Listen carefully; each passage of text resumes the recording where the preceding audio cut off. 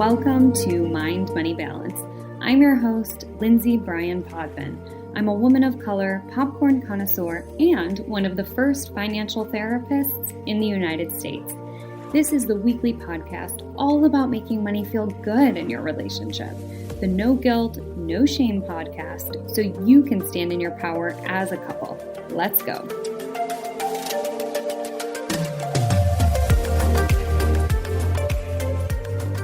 So welcome to Johnny and Shelby. They are joining me today for our power session. Nice to have you guys here. Nice to be here. Thank you. Thank you very much. Absolutely. So let's get people a little bit more familiar with who you guys are. If you guys could just share with the listeners a little bit about your background, how long you've been together, what your money story is, and kind of catch us up to speed. Okay. We have been married for 16 years. We met in college, and I'm in the Air Force. Been on active duty since college, so 14 years about. Our money background is we've tried to work together. Sometimes it's worked better than other times, but especially lately in the last few years, we've been really focusing on trying to have more of a conversation about money so that we're on the same page and working together to try to reach goals and such. Yeah. And I'm Shelby. I'm a speech language pathologist. We have 4 kids, 10, 12, 7, and 3. Didn't do that in order. So I've been a stay-at-home mom since my second was born. So I was a stay-at-home mom for the last 10 years. And we moved to Michigan for my husband to get his Ph.D. And while we were here, I got a kidney transplant a year and a half ago. So we've had a lot of life in the last few years happening. And I just recently returned back to work in October. And so this is our first time being a dual income family earner for the last 10 years. Yeah, so you guys have had quite the path to get where you are now. Tell me a little bit about how you guys got to where you are now with your money. When we were offline before, you guys shared with me some of the work you've done. Right. About 5 years ago, we did the Dave Ramsey course at Financial Peace University. Before that, we had read his books and such and listened to podcasts, and we decided that we wanted to be out of debt. We've been out of debt for 7 years or so, and so been completely debt-free for a while, but we felt like we had the motivation and got debt-free, but it wasn't that big of a struggle for us. I mean, we made it happen and it worked, but it didn't really require excruciating amounts of effort. And so we still felt like we were a little bit sloppy at times with our budgeting, for example, especially with the budgeting, that we weren't really staying on budget, but, we have an emergency fund, it works out, So there were a lot of times where we just sort of felt like, we're not being as strict, but things are still working out. It's fine.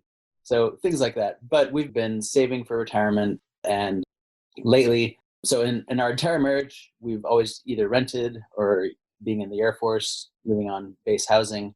So one of our goals right now that we're working on is trying to save up money so we can have a good down payment for a house for the next time we move in a few months. And when we were very first married, especially, we've both been pretty frugal, like our entire lives. Johnny came from, he put himself all the way through college by himself without much help from his family, like financial help. Lots of emotional help. And then I had some help from my family. And then once we got married, we were able to qualify for Pell Grants. But we've always just kind of not spent too much, but not really known what that meant. Just we'll just not spend a lot, but not really have a target of what we were looking at. And so that's been something that we've been really working hard on to change over the past few years. Okay, so lots of work on the paying down debt side, being debt-free since 2013, which is incredible, working really hard at being frugal and making sure you're saving. And then what I'm hearing is just kind of checking back in with why? What's our why behind being so frugal? And also, what is important to us? And so you guys attended my Clarify for Couples budgeting workshop where we spend a lot of time talking about values. How do you think that has been helping you guys over the past month kind of fold values into your why when it comes to your money? I think that for part of me, like Johnny and I both have like one of our values is that we really like having fun together. Mhm. And so I think like really being intentional about the fun things that we want to do together. But I think that one of the biggest things that we took away from your course was, it's so funny because we had taken, our retirement was always coming out automatically. And when we stopped, we were like doing Dave Ramsey's baby step 3B of stopping the retirement to be able to save up for the down payment. Well, we never put the down payment on an automatic basis like we had the retirement. So it was so easy to be like, oh, we have this extra money. Let's go put it here. Let's go here. And so going to your workshop, it changed that. We were like, that was such an easy fix. Like, why didn't we just automatically put the savings in? And lo and behold, our house down payment is starting to get saved for just because it's automatic. It wasn't even that hard of a thing to do. It's like before it would be like, oh, whatever money we have left over, we'll throw at the house down payment. But sometimes that was not very much. Yeah. And you guys are talking about something that is such a big struggle for so many people. And that's why I'm a huge fan of automating all of your saving as much as physically possible, because of exactly that. We're human.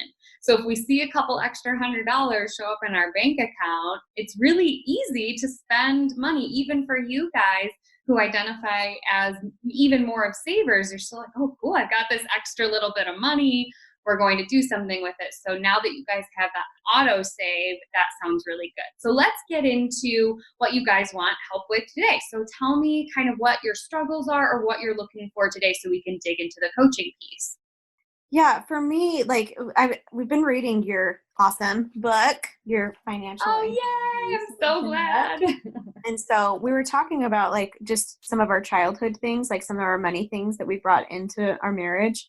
And one of the things that I had coming into it was, I just remember like going clothes shopping with my mom, especially, and she's so generous and loving and giving. And we would go shopping and it was just like, yeah, that looks good. That looks good. That looks good. And then we would get to the end and go check out. And it was just like this huge sum of money. And I just felt so guilty for spending that amount of money, because I knew like she didn't know if we had enough money for that. She was just putting it on a credit card and she's like, it's fine. Don't worry about it. But I like couldn't stop worrying about it. And so that I just always feel like, ooh, like, am I spending too much? Like, about like how to put those limits on things. Yeah. So as you were kind of reading through the financial anxiety solution, what you're talking about are those 4 different money personas or 4 different money archetypes and how those are formed in our childhood. And so for you, this kind of peak of, oh my gosh, this is so fun and so exciting to go shopping, and then getting to the register and kind of having your heart drop into your stomach and all of a sudden having a lot of guilt. So tell me, what's the best guess as to why guilt was the feeling associated with that? I think because I just knew that it was like excess. Like I didn't really need, I mean, like maybe I needed some shirts, like to, some clothes because I'd outgrown some, but we had so much at home. There was never like getting rid of things and like deciding ahead of time, like, hey, we've got $50. Let's go buy 4 new shirts with $50 or whatever. And so it was always just like, whatever willy-nilly suits you, like just go do that. It just felt like so over the top. And so, yeah. And so I've never thought about why it felt like that, but I think that's mostly why. It's just like that. And it's just feeling like guilty knowing that it's that like that money could have been going to something else, or like just was this the best way to spend the money? And does that show up now, the guilt over spending money and double kind of checking after you've bought something whether or not it was a good choice? Yeah, I think that like I will make good choices with our money, but then I still feel like I'm the one that's spending all the money, because my sweet husband is a very good saver. But in that, it's like when we have 4 kids, like I have to buy them clothes. Like I have to buy things for them. And we need food. And I'm like always the food budget, but I'm like, I cook from scratch and healthy food. And so like, I really like that, but I'm like, so anyway, but I still feel like, oh, I shouldn't spend that much on it. So I guess it's just like this scarcity thing that it's like, there's like, I'm still spending too much. And I feel like since I'm the primary one that spends the money in the house, like I feel like it's my fault. and I feel guilty for that. Okay, so let's just examine some of those thoughts with logic, right? It's true that you're always going to need to feed yourselves and your children, right? Yeah. Right. And food costs money. Even if you're a farmer raising your own meat and produce, the reality is you have to pay for the land and the feed and all of that stuff, right? Food costs money. Okay. So that's point one. Okay. And what I find really interesting is you're like, I'm the one who's spending all the money. And you're not spending it on a shopping spree of clothes. You're spending it for household needs, correct? Yeah, I mean, and there will be other things too where I'm like, this is kind of a little bit like extra, but it's not crazy. And I'm like, and I asked Johnny and he's like, yeah, that's fine. He's in agreement too. It's not like he's like, no. I mean, I think that there's sometimes when he thinks about it and then he thinks better of it. He's like, no, that was a good idea. Okay, so even he's reassuring you that everything's okay. It's just this lingering guilt. So what do you think we can do so that that guilt doesn't show up as much? So for some of my clients, it's reminding themselves of that in the moment. So when they're at the grocery store checking out, reminding themselves like, this is food, I'm providing nourishment and health for my family. This is an important thing for me to buy. And for some people, it's later on when they're unloading the groceries to remind themselves of something along those lines. When do you think feels like a good time for you to include something like that? I think both times are fine. And I do find that I do that a little bit. I had a friend that I used to go grocery shopping with when we lived in Florida, and she had 6 kids. And I mean, it was just astronomical, the amount of money that we would both spend at Sam's Club, but her especially. And she was just like, I'm just so grateful that my husband makes this amount of money so that we can be able to buy this food for our family. And I think that I kind of judged that because I was just like, yeah, but you could have done better. So I think that yeah. So anyway, but I looked at that and I was like, that's an option. Like you can think that. Right? Isn't that fascinating how those stories, they really show up?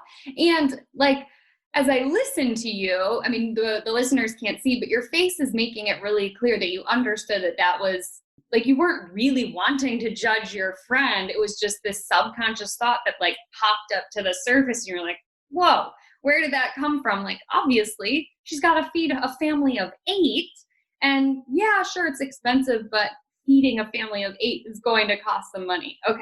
So for you, tell me how the guilt's showing up now for some of your bigger goals. Or let me back up. Is the guilt for spending now showing up in any other goals that you guys are working toward?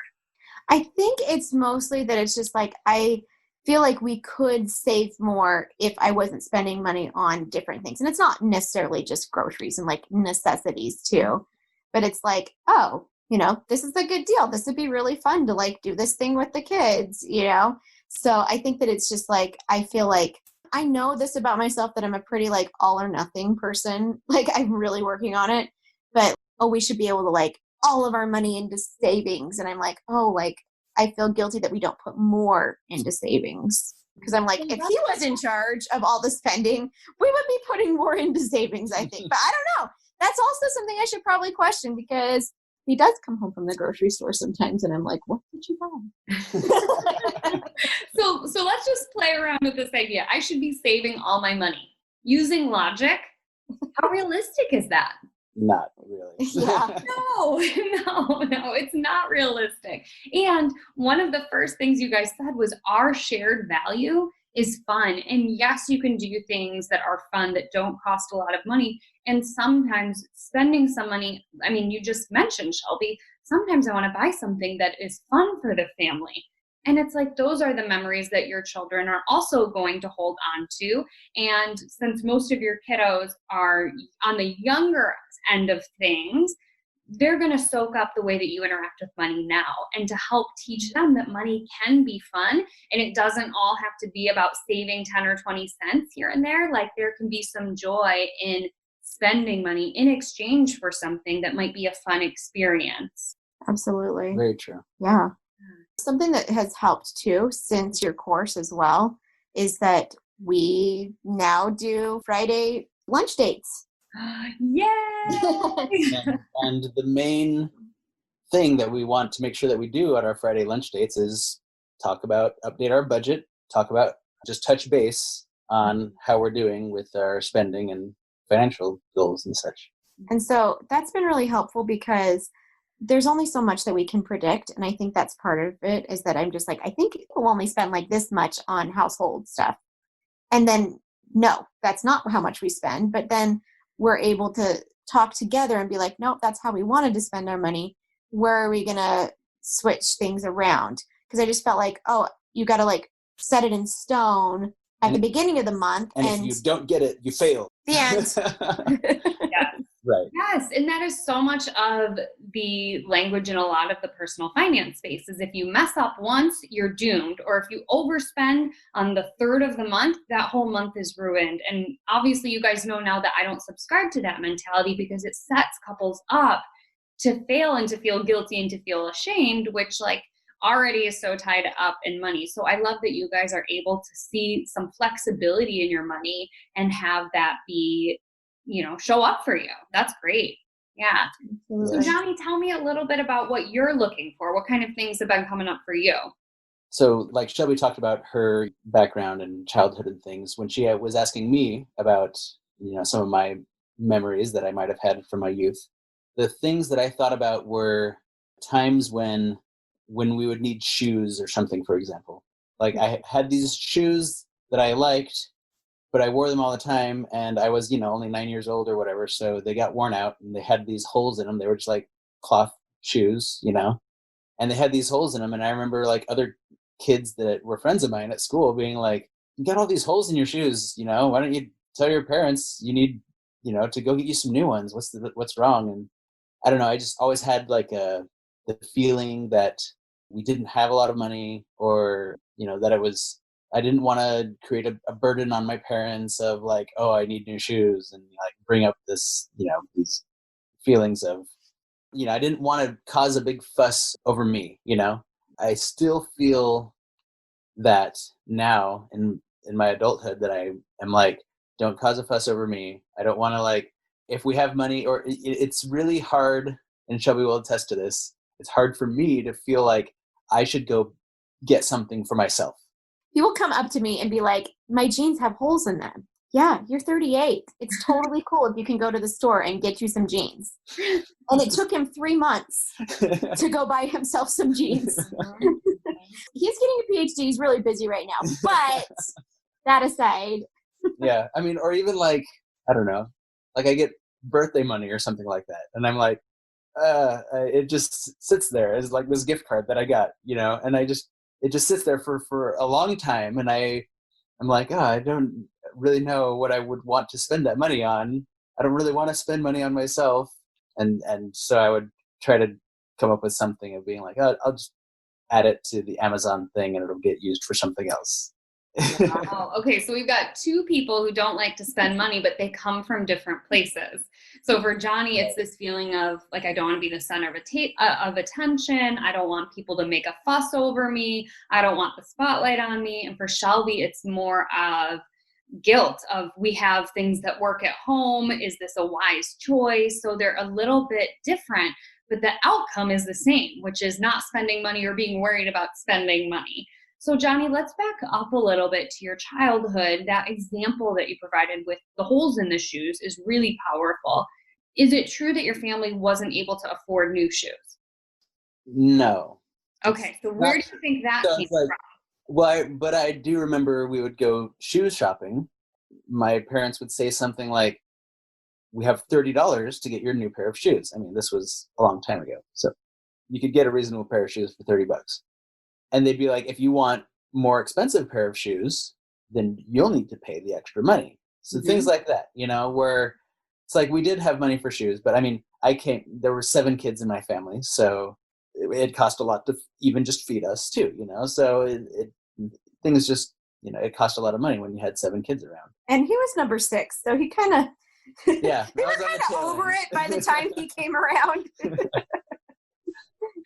I love this. So I'm one of 5 girls, and then my mom remarried, and now there's 8 girls. So I'm used to these big families. So when you guys are throwing out these numbers, I'm like, oh yeah, I feel that. Yeah. So, okay. So for you, it was that there was money, but there was an allotted amount of money available for different things. And so you really had it drilled into your head. I can buy my pair of shoes for $29.99, but if I want the pair that's $40, that means I'm putting up 10 of my own dollars. Right. Yeah. Okay. Okay. So let's talk about the big goal that you guys are working toward and how we can maybe look at what's going on in terms of the mindset and the emotions to make sure that you guys achieve that goal in a way that doesn't feel shameful or restrictive. Okay. Love it. All right, great. So tell me what you guys are working on. The big thing that we're working on is trying to save up money for a down payment for a home. Okay. And it's something that we stopped contributing money to our IRAs because Right. we were thinking, we're really going to focus on saving money for a down payment. So let's push pause on retirement and put all that money that we would be saving for retirement to saving for our down payment for our house. And that's worked with varying degrees. Yeah. A big part of it too, I will say, is that as I've been going back to work, there's been a lot of trainings that I've wanted to do. There's been a lot of continuing education that I've needed for my upcoming business. And so for me, I feel like there's been a lot of business expenses that have gotten in the way of us saving for our house down payment. But we've both made this decision together. And so Right. Johnny's very supportive of that. But again, here comes the guilt that we spent money on me. So our goal is that by the time we move from here in August, it's February now, we want to have saved up $20,000 at least. And then right now that was like additional of what we already have. I think we have Got it. 10,000 in the bank so far or something. So Awesome, you guys. yeah. So, and then, yeah, that's our goals. And so we were looking at it and yeah, just as Shelby mentioned, there has been a lot of other things that we've been using that money for instead of saving specifically for the down payment. And some of it has been health stuff too. Shelby, she mentioned she got a kidney transplant a year and a half ago, but before the transplant, we were really she was trying as much as she could to make herself as healthy as she could be while still with this chronic kidney disease.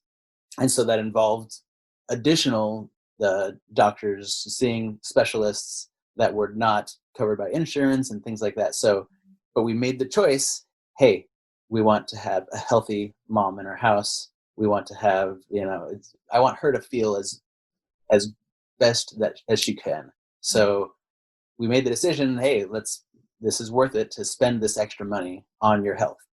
So, and it was great. I mean, she felt really well. And before having the transplant, she made comments of, I'm probably like the healthiest person getting a kidney transplant right now. And it was because, she had focused, and it was really a lot of hard work on her part as well.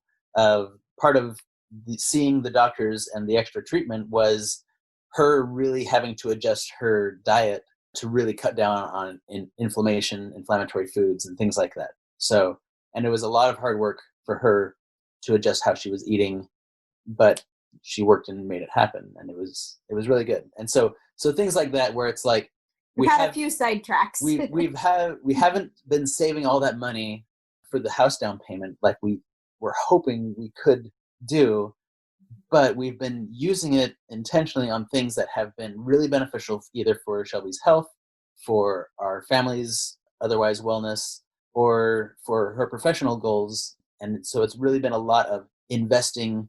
It's been a lot of investing in education for Shelby and knowing and learning how to improve herself so that she can add that much more value back into the workplace, which she's seeing a lot of opportunities to do that now as she's working more. Okay. Wow. So there's been so many things that you guys have had to work on as a family to get where you are now. And Shelby, I'm just so glad that you are healthy. That is huge. And I love what you guys said that, yeah, you're sidetracked, but this is so important, is that your health it should be prioritized over so many other things. Like you said, we really valued having a healthy woman in our household, right? You wanted somebody who would be able to be there. And what a beautiful gift that you guys had the funds to be able to afford those additional specialists and to be in such good health when you had such a major surgery. So is there any guilt there, Shelby? I was just going to say, I'm like, both the way that you reframed it and Johnny did, I'm just like, oh, just feel like this, like, I feel like a lighter person. I just feel like there's so much like relief, because I'm like, I really do think that we could be in a much different place without having to put those, put the dollars that direction. But like, let's pause there for just 1 second. Let's pause there for 1 second, because I could feel the feelings, right? Yeah. Yeah. Let's just flip it for 1 second, Shelby. If Johnny needed that treatment and care and needed to eat certain foods and vegetables, would you have batted an eye to put that money towards his health? No. Not even for a minute. No. And he didn't either, right? Yeah. So this was a huge necessity for the entire family's well-being. And I'm so thankful that you guys were able to do that. So if we can just say, you know what, we're thankful we had those funds. We're thankful we were able to invest in our family in that way. It wasn't necessarily, it seemed like a roadblock, but it really was just like a longer roundabout way to get where you needed to go. You took the scenic route. Let's like reframe it. Oh, yes. Right? Yeah, so let's come back to the goal knowing that, okay, we had to pause on that one thing because we had much bigger things we had to focus our energy and money on. Okay, so we can kind of come back to the goal now. Oh, I love that, because I'm like, even just like thinking about it just that different way, I'm like, yes, we definitely want to save up for a house, but I'm like, you look at it and it's like what you talked about, your values. And I'm like, which one do we value more? A place to live or a healthy mom? Well, we know which one we valued more. Yeah. And that's okay. Because I just thought there was something wrong with not valuing like having this, good, healthy house down payment that we had planned on when we moved here. Mm-hmm. And so it's really interesting because then it makes it so that it's like, okay, we valued that thing. And now it's okay if mom's health is okay. It's okay to switch it and to start valuing this thing more and having this goal be so much more of a priority and a focus. Because I feel like it was almost like there was a weight behind it because I felt like we should be so much further along than we are. Mm-hmm. And like looking at it this different way, I'm like, nope, it really brings to home that it's like, nope, this is exactly where we're supposed to be on this goal. Yes. You guys are exactly where you're supposed to be. This particular goal. Mm-hmm. Mm-hmm. Yeah. Just different than I thought, but it doesn't make it wrong. Right. But even those mindset shifts and those reframes can make this particular financial goal a little bit more tolerable if you have to, again, be flexible. And if that means you save 18 instead of 20, or if that means you have the money ready to go in September or October instead of August, when we come back and we zoom out to the values of health and fun and having security in the household, that's going to trump having the down payment exactly on August 1st every single time. And that it can really help you as you guys move towards this goal. Mm-hmm. Mm-hmm. Very true. And it's a really encouraging way to, a really good mindset to have as we move forward. Yeah. Because I feel like it has been keeping me from like that. I'm like, oh yeah, we're supposed to do this. And then it's like, oh, but we haven't. So then all the shame comes and I'm like, oh no, that was just the journey. Right. Mm-hmm. And so what I'm hearing now is that maybe it's not about how do we increase that money, how do we increase that savings, but how can we look at this goal with a little bit more flexibility than maybe we had been looking at it. Absolutely. True. Yeah. How does that resonate for you guys? It resonates well. And at the same time, though, I'm very, it resonates and it helps me be more hopeful, that we can make it work, that we can work together and overcome any obstacles that might pop up because of that flexibility that we have, Yeah. Great. Well, I am so thankful that you guys were available today, and thank you for sharing everything with, our listeners and being so vulnerable. And I so appreciate you guys jumping on here today. Any final words before we wrap it up?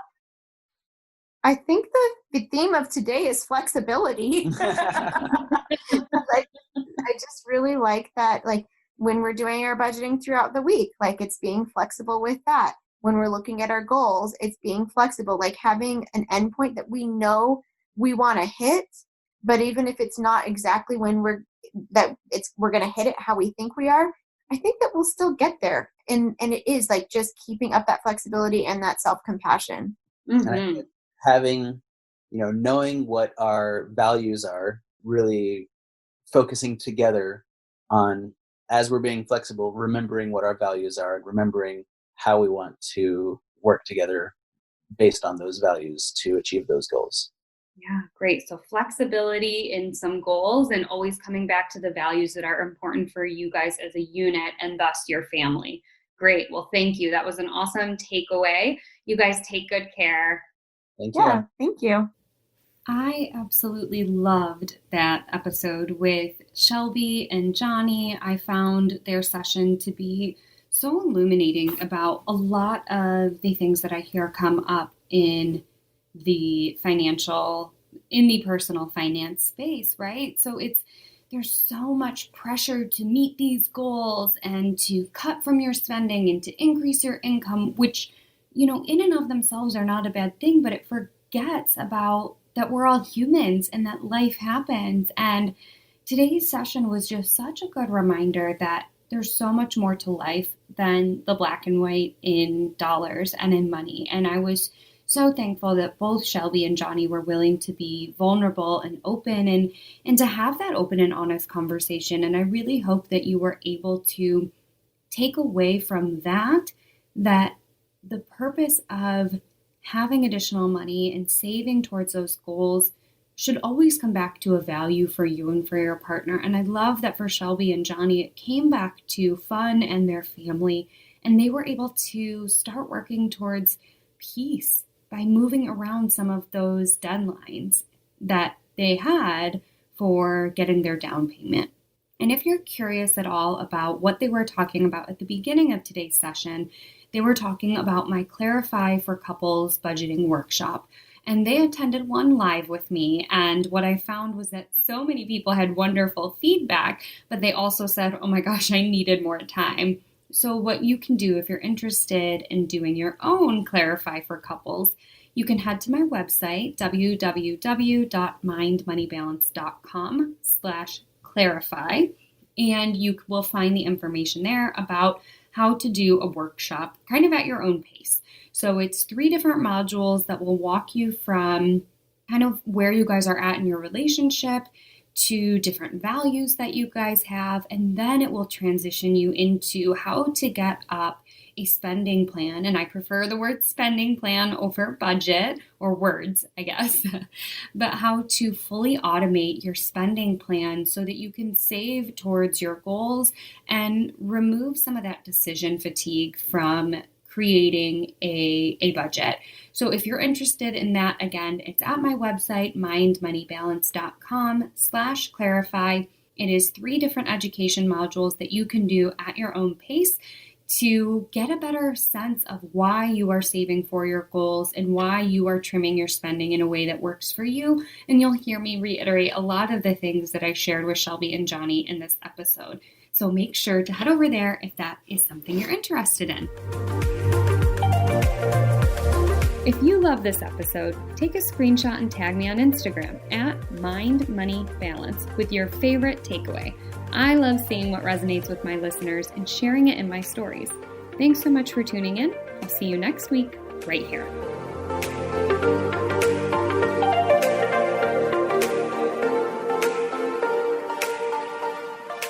Neither the host or guests are rendering legal, accounting, clinical, medical, or other professional information. If you want professional help, please seek it out.